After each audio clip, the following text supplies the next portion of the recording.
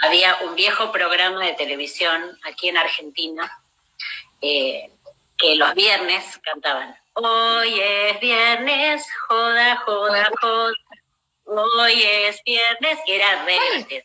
¿Cuál era ese? Hola, Sabri.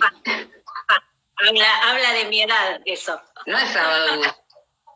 No, no, mucho antes de Sábado Bus. Pero bueno, quedó. Y habla de la mía también. Claro, o sea, es una niña. En mi familia quedó, entonces los viernes se canta. Sí, se canta. Joda. Sí. Así que los sumo para los que nos escuchan desde otros países. Joda significa diversión, alegría y nada grave. No es esto. Y escúchame, vamos a hacer algo que no hacemos hace mucho. Ella es Violén Fuapúpulo, vamos a presentarnos por si llegamos a las manos de alguien que no sabe quiénes somos. Mi nombre es Alejandra Quevedo. No me dejas nunca presentarte. Y ella es Alejandra Quevedo. Y todos los viernes charlamos a las 16:30 horas sobre alguna temática desde la mirada del psicoanálisis, que es desde donde Violén es una genia absoluta y nosotros aprendemos. Y donde tratamos de compartir entre todos, que la clínica es difícil para todos, así que, bueno, eso. Y con énfasis en la técnica, ¿no? Me parece que eso que está difícil, ¿no? Muchas veces de conseguir. Ahí Ethel dice, por fin pude entrar, qué bueno. El viernes pasado estuvo Ethel y yo en un momento se me vino a la mente y dije, ¿dónde está Ethel? Y no lo pude preguntar. Ethel Greiserstein, colega psicoanalista argentina, que publicó un libro tan lindo, tiene una forma de escribir tan hermosa y además donde ella logra poner en palabras y en forma de humor cuestiones muy fuertes. Y bueno, hoy nos vendría bien Ethel y su modo de escribir para acompañarnos en lo que hoy vamos a ver. Patricia, Julián, bienvenidos, gracias por estar este ratito con nosotros en este viernes aquí en Charlas en Rayuela. Bueno, si les parece bien, podríamos comenzar a hablar hoy. Hoy vamos a hablar de la infancia, el suicidio, la depresión, justamente porque hay cuestiones que casi no se hablan y yo venía hace rato digamos, con algunas ideas de hablar hoy, por ejemplo, sobre drogadicción, ¿no? Y cómo es el objeto en la drogadicción, ¿no? El objeto cual sea en cada uno de los sujetos con el cual bueno, se drogan, tratar de ubicar algún punto en común, ¿no? Porque siempre yo les digo, se trata de la lógica del caso, no el objeto en sí, digamos, del uso que se le da. Sino la relación del sujeto a ese objeto es lo que importa ubicar. Uh-huh. Pero bueno, en ese tren estaba yo y de repente me encuentro con una publicación de un poeta en Facebook que se llama Claudio D'Amico, donde él recomienda a los papás y a las mamás sentarse a escuchar a sus hijos, no criticar lo que están diciendo, solamente escuchar, hacerles presentes el lazo. Y habla, dice en un momento, la tasa de suicidios se triplicó en los últimos 30 años, cosa que fue muy alarmante hoy cuando lo leí, así que lo republiqué en todos lados y me parece que bien vale la pena. ¿En la infancia y la adolescencia o en la población en general? La población en general, pero infancia y adolescencia especialmente, ¿sí? Y ahí es donde... Perdón. Te puedo agregar un dato, la internación y el motivo de consulta de intento de suicidio también creció exponencialmente, por lo menos en los últimos 5 años en adolescentes. Exacto. Es decir, que no estamos hablando solamente de la pandemia. Este es el primer punto a tener en cuenta, ¿sí? Porque por supuesto ahora se pone el acento obviamente en que la regresión produce un mayor despliegue de la pulsión de muerte, pero esto no tiene necesariamente que ver con la pandemia. De hecho, durante la pandemia hay lazos que se han restaurado, que se han armado de otra manera allí donde parecían destinarse a romperse. Entonces, esto también lo vemos en la clínica. Entonces, me parece que es un buen momento. También, bueno, en esta semana me escribió también una psicoanalista de Santiago del Estero, Paulina Quinteros, que me decía, por ejemplo, el tema de hablar sobre la depresión en la gente que ha tenido COVID, ¿no? Y el temor a la muerte. Es decir, muchos de estos temas, ¿sí?, de la drogadicción, del objeto, digamos, van dando vueltas acerca de la depresión. Y me parece que es un buen momento para preguntarnos qué es la depresión, qué se hace, ¿no?, en situaciones cuando uno recibe pacientes que están atravesando una depresión. Primero, de qué se trata, y segundo, cómo proceder, ¿no? Porque en muchos analistas noveles esto se les hace muy complicado, además de que uno se asusta, ¿sí? Porque no es solamente la... Y darse cuenta. Darse cuenta también es una dificultad, porque no siempre tienen una fachada hiperpatológica, ¿no? No, exactamente. Es uno de los temas importantes, por eso esto que decimos de la lógica del caso, ¿sí? Porque, por ejemplo, el otro día escuchaba de un joven que estaba, digamos, todo parecía bien, ¿no? Termina su secundaria y se suicida. Y los padres estaban choqueados, ¿no?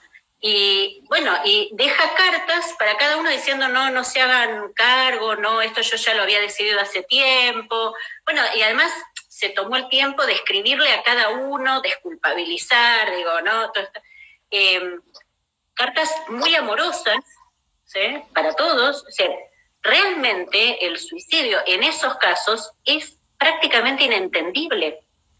Entonces, con más razón es que hay que afinar el oído, ¿sí?, porque en general lo que sucede es que la gente que concurre al analista o bien es traído por sus familiares, aunque no quería ir al consultorio, en general tienden a, tener algunos síntomas visibles, ¿sí?, de una depresión, dentro de los cuales puede estar no solamente la tristeza, porque el síntoma patognomónico es la tristeza, es como lo tradicional, uno dice, no, puede ser un insomnio pertinaz, ¿sí?, puede ser una anorexia, ¿sí?, puede estar localizado en relación a ciertos objetos, como por ejemplo el propio cuerpo en el caso de la anorexia, o en el caso de la drogadicción, ¿no?, en relación a un objeto, como les decía, que venía pensando, ¿no?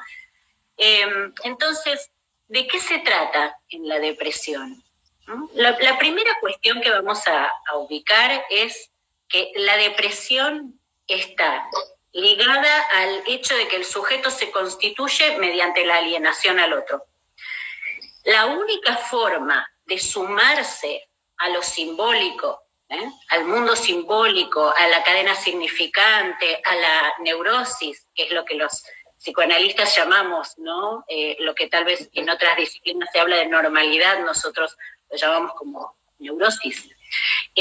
La única forma es incluirse en una terceridad. Esto implica que el sujeto necesita alienarse a alguien, en este caso lo que llamamos la función materna, ¿sí?, y que coexista también otra función más fallida, menos fallida, pero existente también.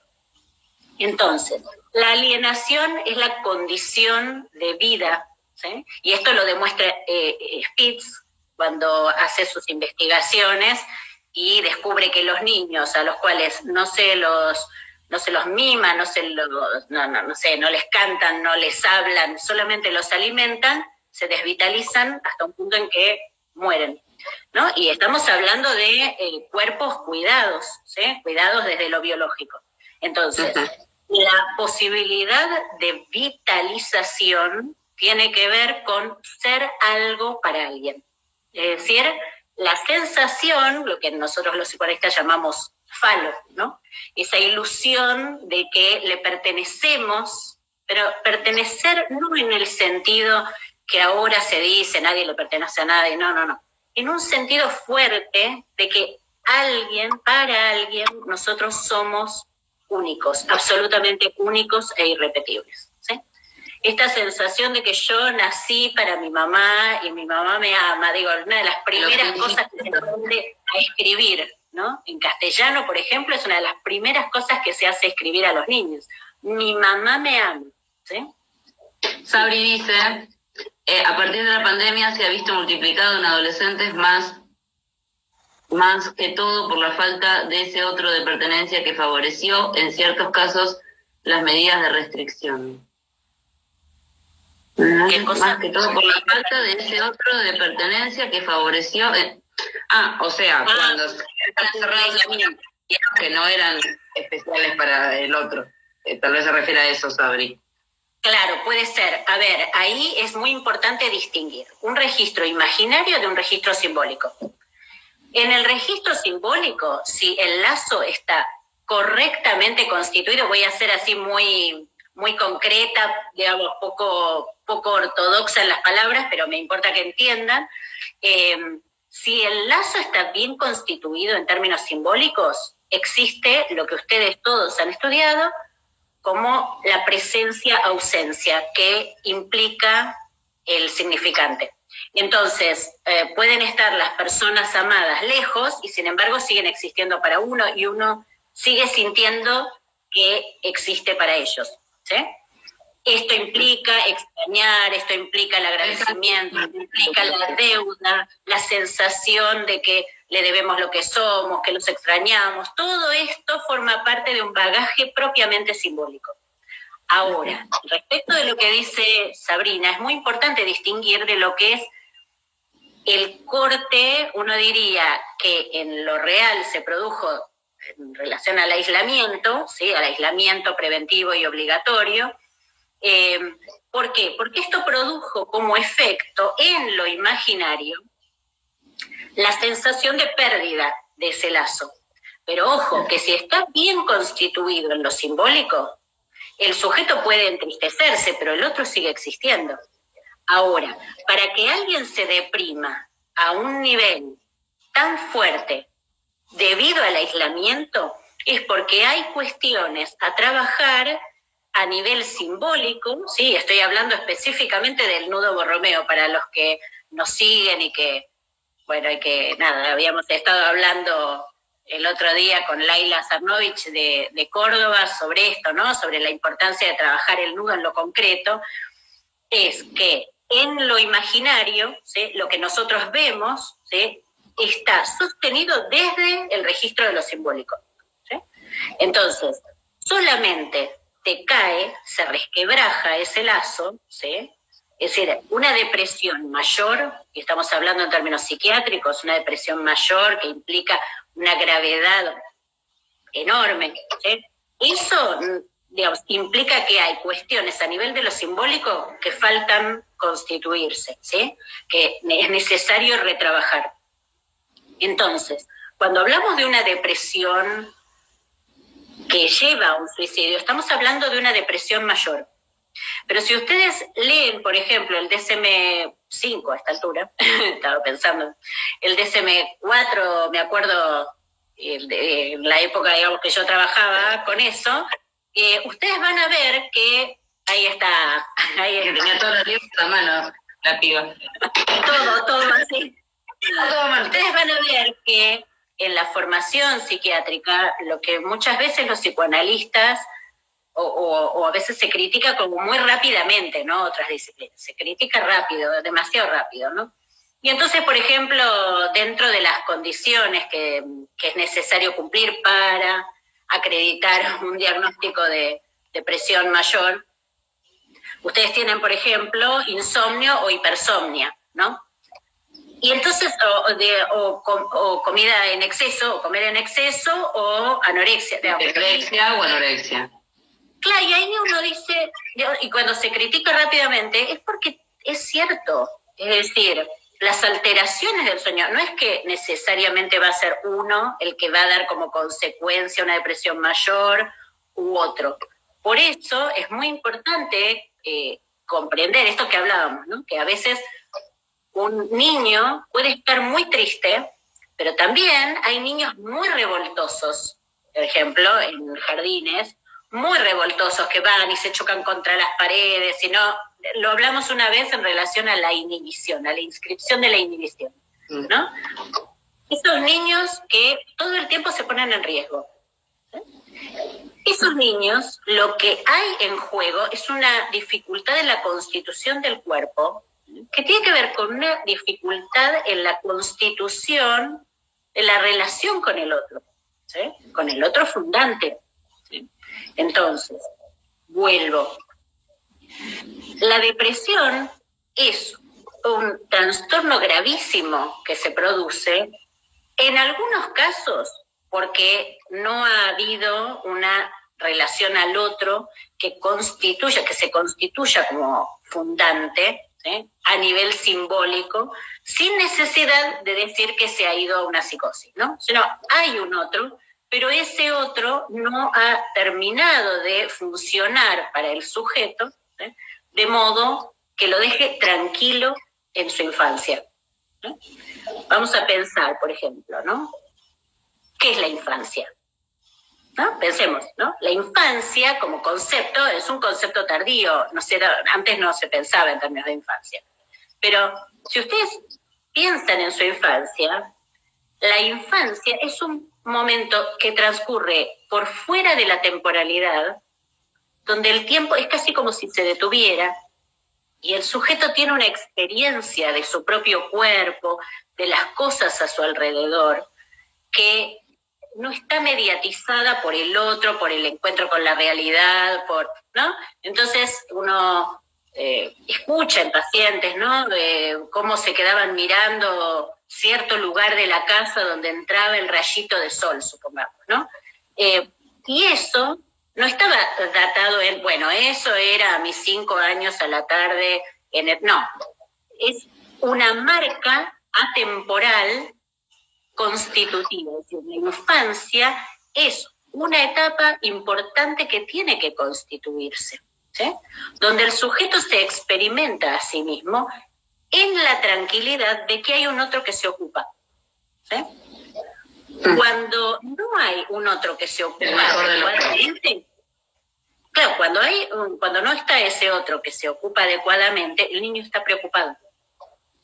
No hay esa posibilidad de quedarse tranquilo observando, escuchando las cosas. Edgardo pregunta... Perdón, es lo que nosotros estamos viendo con esos niños que todo el tiempo están moviéndose. La sexualidad, a ver, si ustedes leen los primeros historiales freudianos, ¿no? Antes de que Freud diga las histéricas me mienten, me engañan, ¿sí? Lo que queda claro ahí es que la marca de una erotización de la infancia, es decir, de la sexualidad cuando entra siempre a destiempo, pero digamos en particular de mayor modo cuando los padres no funcionan como lugares de sostén, es que ese cuerpo empieza a moverse, empieza a experimentar ansiedad, empiezan a estar preocupados, ¿no? Y uno lo ve, es decir, estos niños que se aceleran o estos niños que se deprimen, ¿no? Las caídas muy comunes. Entonces, cuando nosotros recibimos un paciente, sea que haya querido venir por sí mismo o que lo traigan, es muy importante hacer, como les digo, en relación a la lógica del caso, ubicar estos momentos de caída y contextuarlos en relación a la historia. Esto famoso que dice Lacan, ¿no? La reconstrucción de la historia. La reconstrucción de la historia no es de otro modo que haciendo un relato del recorrido, podríamos decir, libidinal y pulsional del sujeto. ¿En qué momento se escuchó del otro? ¿Sí?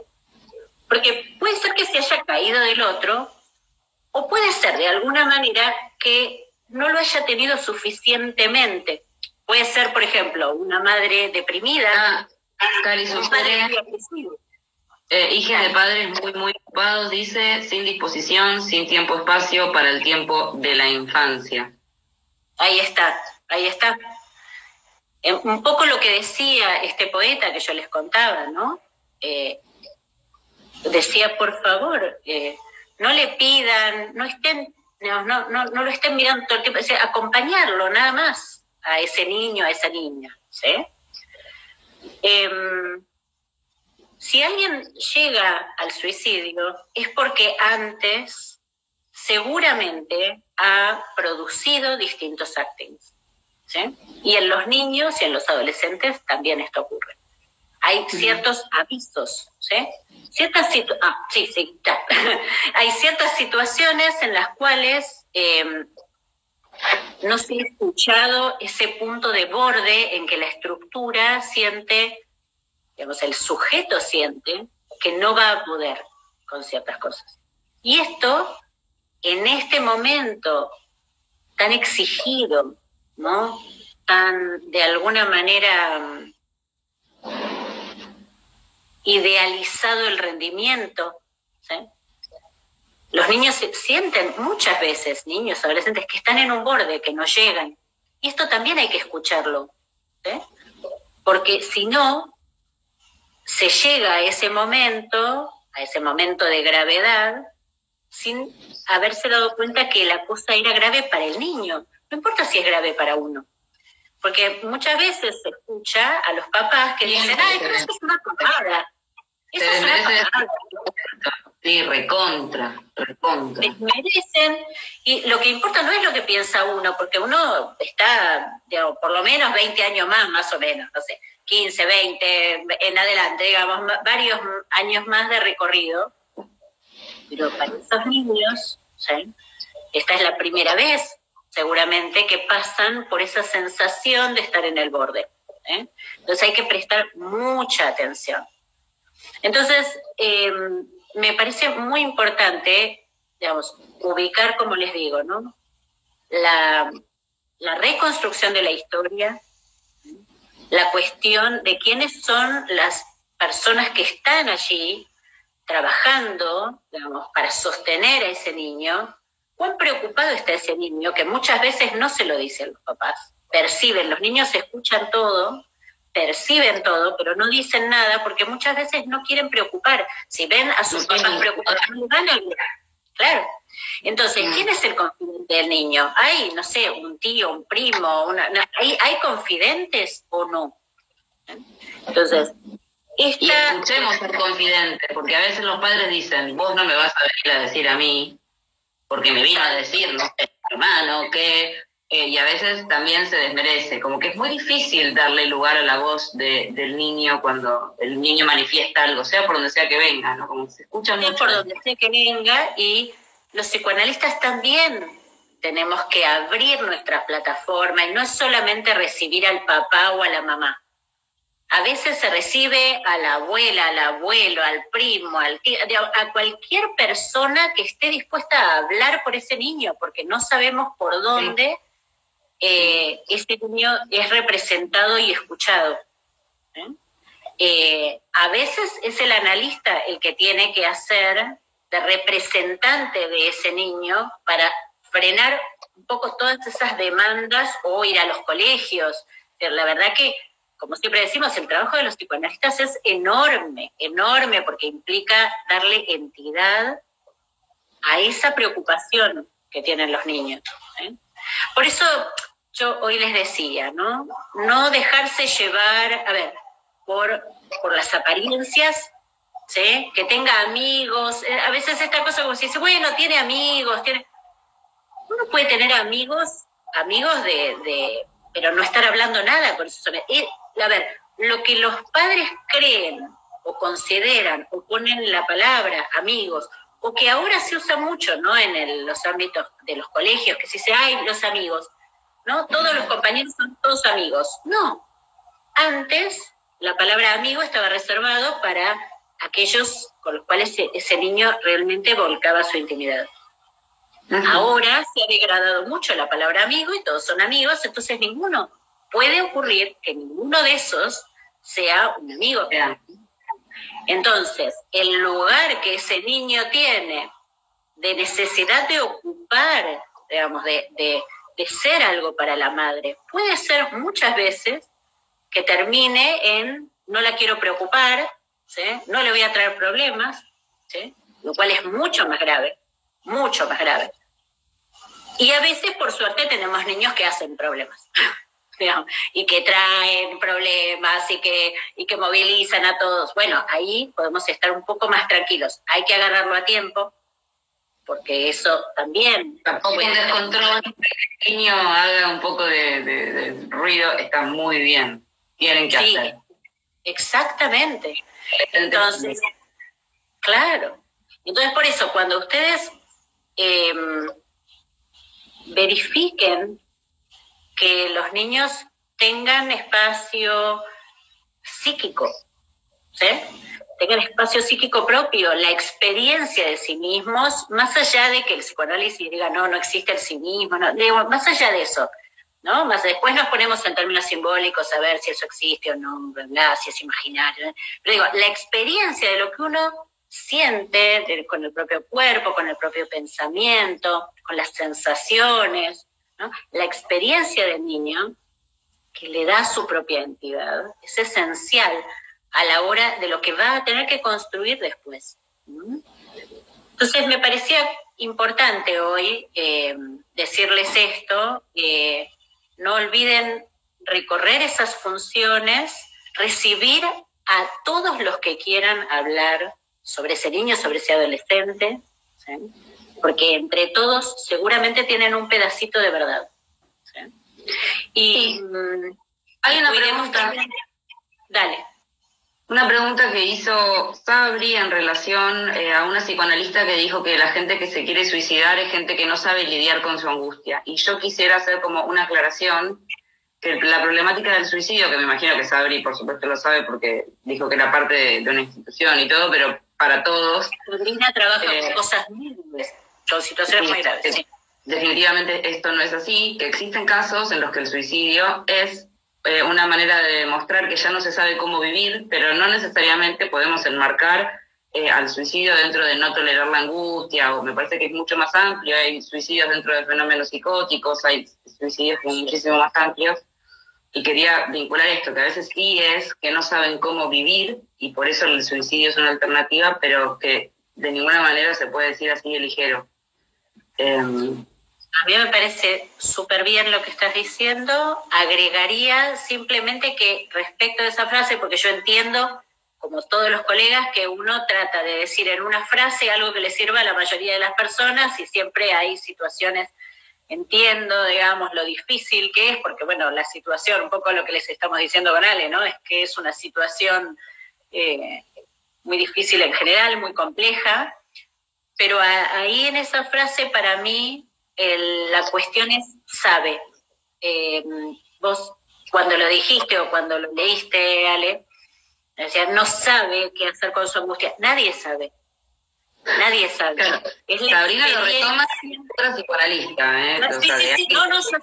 No, es que por eso digo, la frase, me parece que el corazón para mí es que tal vez la frase que uno entiende, el intento que hace la analista, digo, la colega, es una apuesta a decir algo, y por supuesto siempre todo lo que decimos todos es parcial, pero la única cosa que nos permite avanzar es hacer la experiencia del vacío, hacer la experiencia de la falta. No hay forma de saber. Todos nos vamos a encontrar, todos nos hemos encontrado con situaciones de límite, porque esto forma parte del humano. Entonces, la cuestión allí no es que no sabe hacer con su angustia o no sabe tolerar la angustia, porque no tiene por qué saber no, sino hacia dónde lo lleva la angustia como creencia, digamos, de que eso lo va a salvar, ¿no? Porque el que se suicida cree que con eso, bueno, ya está. Y en realidad no necesariamente, ¿no? Hay muchas cosas a trabajar dentro del suicidio, en jóvenes, en niños, que también existen, ¿sí? Suicidios encubiertos, niños, ¿sí?